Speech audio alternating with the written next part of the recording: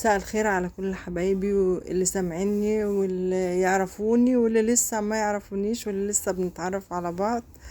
انا لولا. انا لسه ببدأ قناتي وبتمنى انجح فيها. آه يعني نبذة صغيرة عني، انا بحب اعيش حياتي حياة متوازنة، مش كلها، يعني مش مطبخ، مش روتين، مش صلاة، مش صوم. حياتي كلها يعني حاجة، أنا بحب أعيش حياتي حياة متوازنة.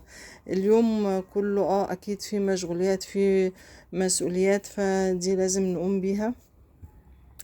في ولاد، في شغل، في حياة. بالليل أكيد بنحب نختلي بنفسنا شوية ونراجع اليوم كله. الليلة دي تحديدا ليلة الجمعة، أنا بحب جدا أقضيها في بعد ما أراجع نفسي في كل اللي حصل طول الأسبوع. طبعا الصلاة على النبي دي لها معايا وقت كبير جدا ليلة الجمعة.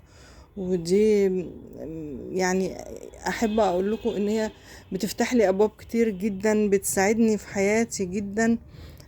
يمكن ما فيش كرب وقعت فيه إلا واستعنت فيه بالصلاة على النبي وطلبت منه المدد، وكان فعلا يعني الفرج سريع. فأتمنى لكل الليلة تكون سعيدة، لكل اللي بيسمعوني. أتمنى حياتكم كلها تكون ما فيهاش أي كرب ينغص عليكم حياتكم. استعينوا بالصلاة على النبي، واستعينوا بالزكاة، واستعينوا بإطعام الفقير. وأتمنى أكون بدايتي معاكم بداية طيبة، ويكون لي أصدقاء كتير أتشرف بيهم وأستمتع معاهم بحياتي بالبداية الجديدة اللي ببتديها.